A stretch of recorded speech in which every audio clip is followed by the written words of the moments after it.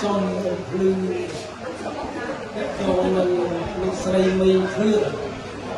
ដែលគាត់ជាប្រធានសហគមន៍កសិកម្មសម្រោងសែនជ័យ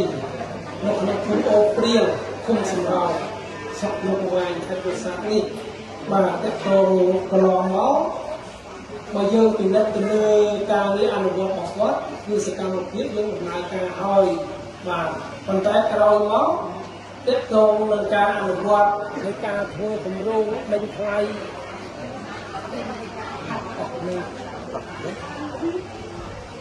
ការគម្រោងគាត់តើតើនឹង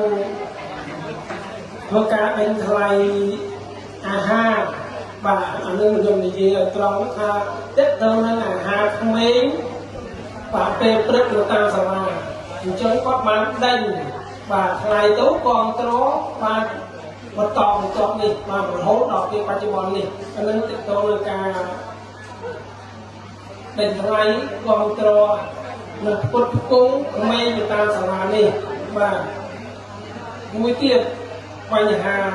គាត់លើកឡើងទាក់ទងនឹងបញ្ហាផ្សារខ្ញុំគិតថាទាក់ទងនឹងការរៀបចំផ្សារនេះ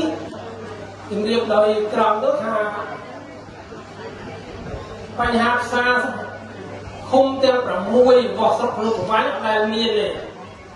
មានតែឃុំសំរោងមួយគត់ដែលមានផ្សារសហគមន៍នៅក្នុងឃុំសំរោង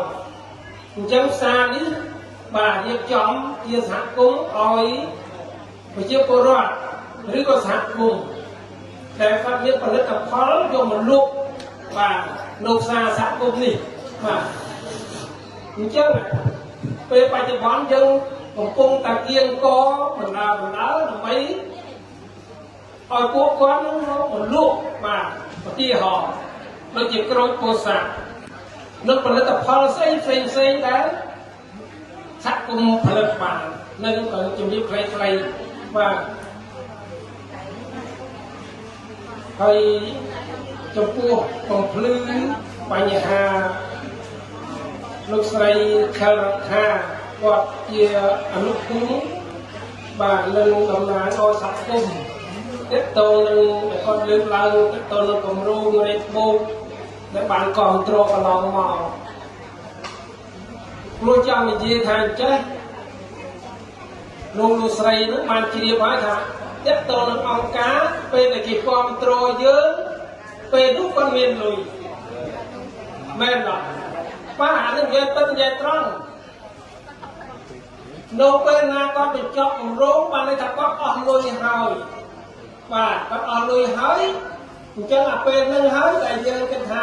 តំណាងឲ្យសហគមន៍ក្នុងការចុះល្បាតបាទខ្វះខាតបាទអត់មានលុយគ្រប់គ្រាន់ទេអញ្ចឹងក្នុងនោះខ្ញុំបានជម្រាបក្រុមយើងទាំងអស់គ្នា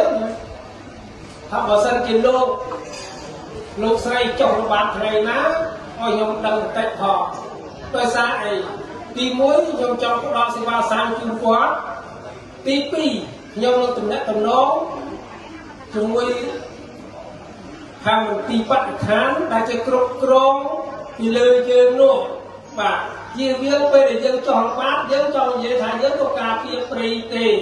បាទយើងអាចទៅចូលរួមការពារព្រៃល្បាតព្រៃមើលព្រៃតើមានអ្នកណាកាត់អត់យើងនិយាយហោណាបាទอะไรហ្នឹងអញ្ចឹងវាបន្តិចគាត់ជួនកាលទៅក៏អត់បានគិតបន្តទៅอะไรហ្នឹងដែលអត់សាអានេះគាត់ជំរាបប៉ុណ្ណឹងចោលប៉ុណ្ណឹងអត់អីទេក្រោយមកយើងបន្តទៀតណាបាទបន្តទៀតថាអ៊ំនិយាយត្រង់អញ្ចឹងទៅខ្ញុំទៅ10នាក់សុំចុះល្បាតព្រៃបាទអញ្ចឹងឃុំនឹងរកថវិកាដើម្បីផ្ដល់សេវាសាស្ត្រជូនគាត់បាទសូមអរគុណបងប្អូនបាទ